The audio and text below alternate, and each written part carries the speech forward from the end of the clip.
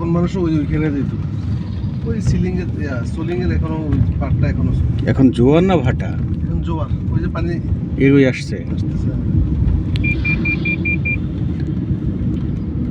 বাঁধ দেওয়া। আবার ওই যে জাল মাছ ধরার। বাবা এদিকে তো আসি নাই রে ভাই। আপনি আসেন নাই? না না না, ওইটাতে গেছি। ওইটা গেছে আমার এখন আর ওইটা চাই না আসলে। এগুলি মাদার বেসে। আপনি তো আমাকে অনেক জায়গায় নিয়ে গেছেন। আমি স্যার আমাকে অনেক জায়গায় নিয়ে গেছেন।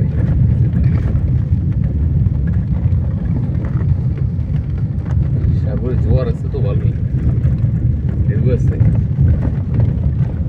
কক্সবাজারের মতো। দেখেন বর্ষাকালে যখন আপনার ওই জোয়ার হয় তখন পানি এখানে এসে পড়ে, আরো ভালো লাগে।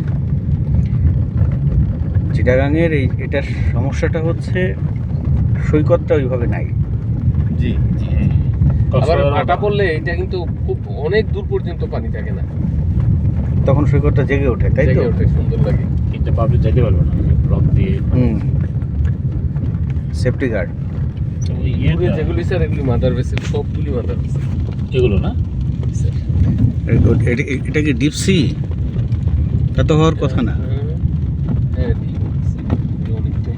মাদার ভেসেল এখানে থাকবে কি? আমরা ওই বিমানে গেলে স্যার মাদার ভেসেলগুলি ওদিকেও পাই, দেখা যায় বিমান থেকে। ফুলতলি এটা জায়গাটার নাম। বাম পাশে আবার খুব বাম পাশে পুরোটা গ্রাম। না গ্রাম। এপাশে গ্রাম, ঠিক রাস্তার এপাশে গ্রাম, আর এপাশটাতেই হচ্ছে সাগর। কই গেছে রাস্তা? অনেক ওই যে দেখা যাচ্ছে। হ্যাঁ দুর্দান্ত একটা সংযোগ সাগরের পাড়ে।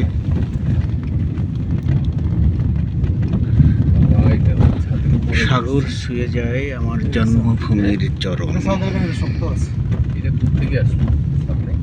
রিজার্ভ নিয়ে এসে নাইট্রাস মেটাস নিলে তো মানুষ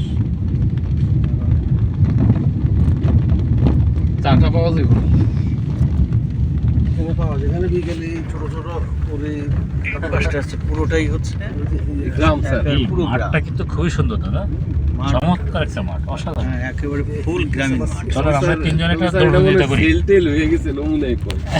ওই যে খুঁটি রাখছে। দিয়ে কাটাইছি। এখানে করবে সাগরে পাড়ার জন্য আমরা হ্যাঁ, ওই জায়গায় রিসোর্ট টিসোর্ট করবে। হ্যাঁ হইতে পারে।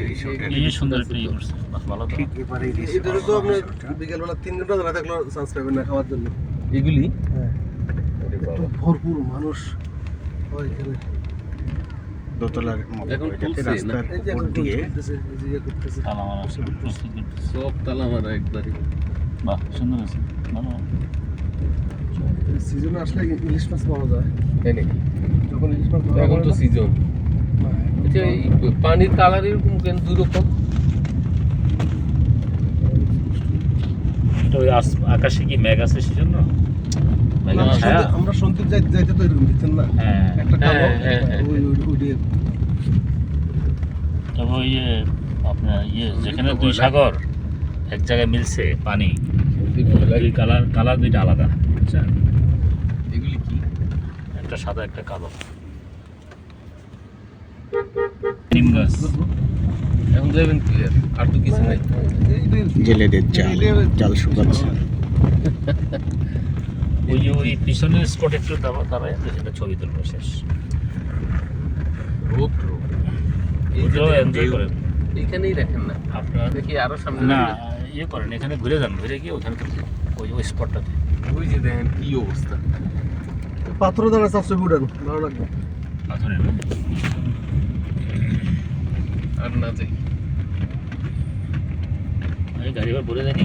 না, গাড়িতে পার্কিং এখানে হয়। এই যে বিকেলে যত গাড়ি আসবে হ্যাঁ, সব পার্কিং এইভাবে। এখন আমি যেভাবে নিচ্ছি সেটিং করছে।